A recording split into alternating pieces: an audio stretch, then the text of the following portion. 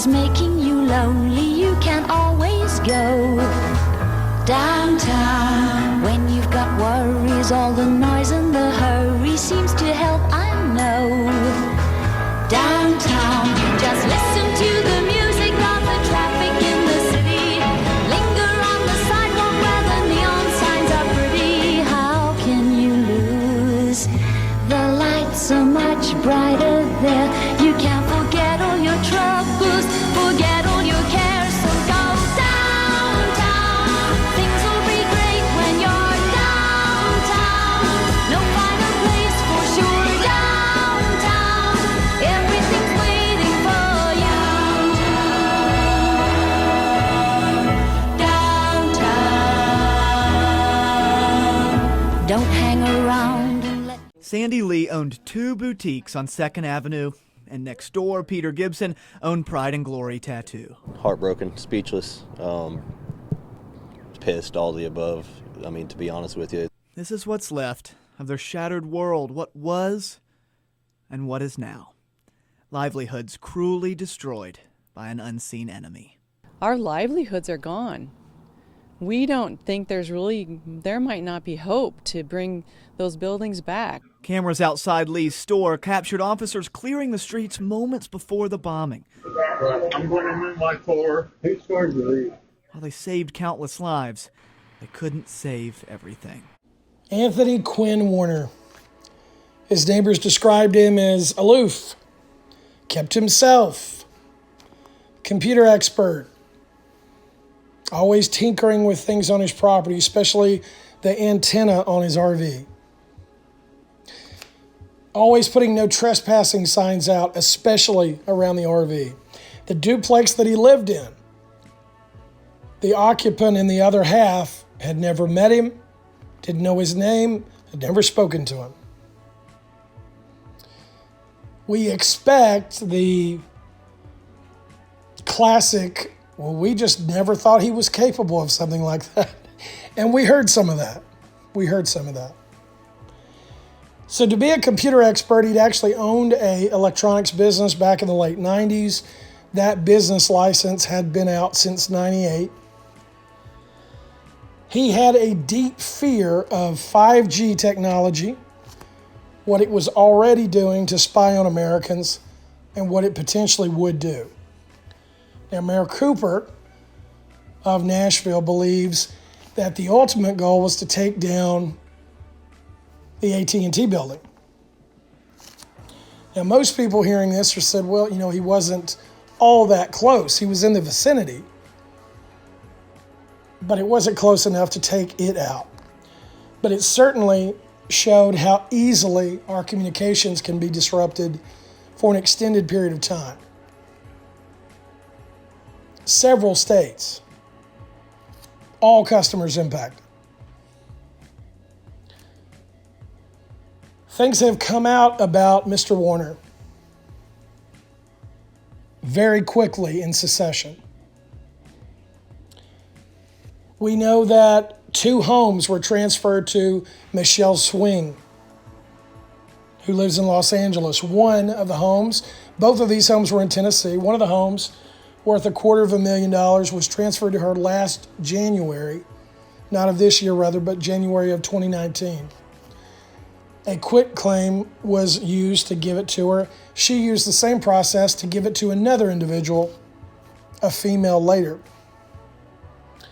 The most recent home transfer she didn't even know about, according to her. Although we have known recently that a letter was sent to Ms. Swing talking about the basement being weird in the new home that she was getting. And I use the term new loosely. These were homes that had been received by Mr. Warner via inheritance.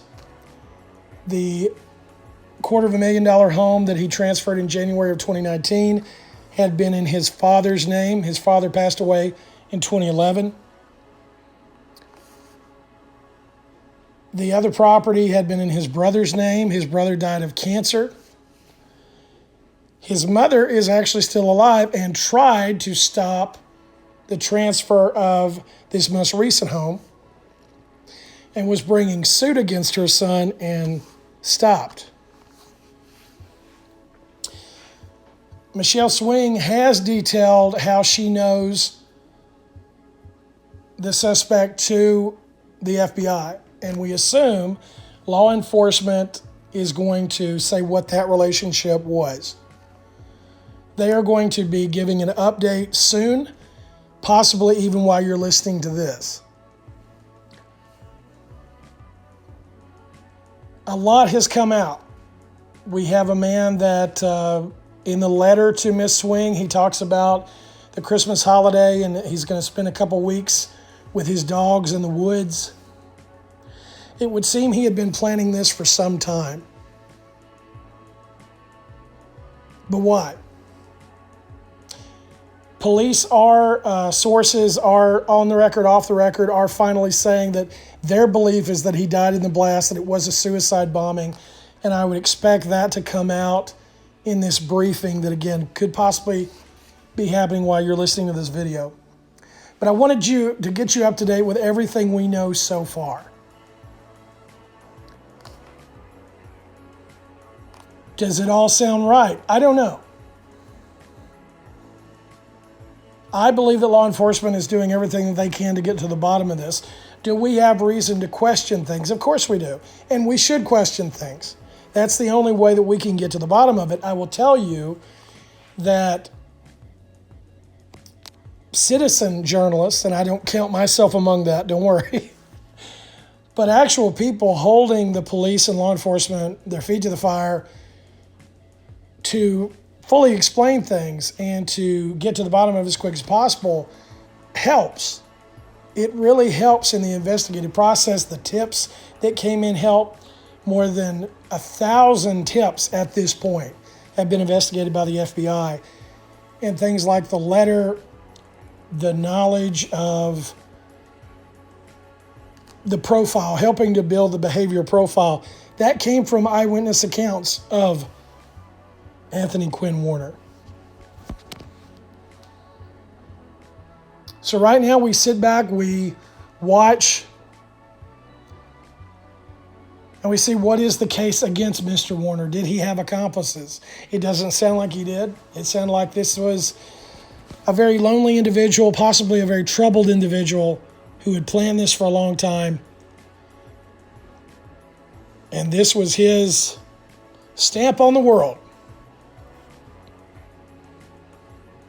63 years of age. Seemingly did not want to hurt a lot of people, although he put a lot of lives in danger. Had it not been for the heroes of law enforcement personnel and everyday citizens who did their part to get people out of harm's way, many could have been killed. Anthony Quinn Warner is nobody that is deserving of our understanding, sympathy, possibly, because you always hope that you could help somebody before it gets to this situation. Police did report that Petula Clark's Downtown was played through the RV speakers, which is why I played that at the beginning. I appreciate all the great conversations, the great comments. It's been a pleasure to read them. If you're new to this channel, I don't generally sound this way. My voice is gone. I also wanted to finish off this video talking a little bit about Mayor John Cooper. A lot of people have asked me, why is this guy, was he laughing when talking about this? He was. He laughed when he was asked about Antifa potentially being behind the bombing. Would there be more bombings? He laughed and said he was confident there would be no more bombings. For those of you that are not familiar with Mayor Cooper of Tennessee, Nashville is different really from the rest of the state. Tennessee is very conservative. Nashville is not.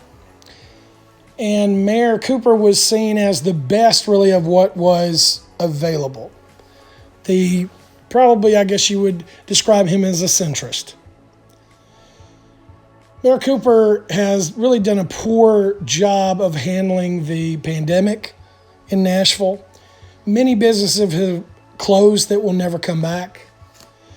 This is a man who, when there was no riots going on, actually encouraged riots and got riots.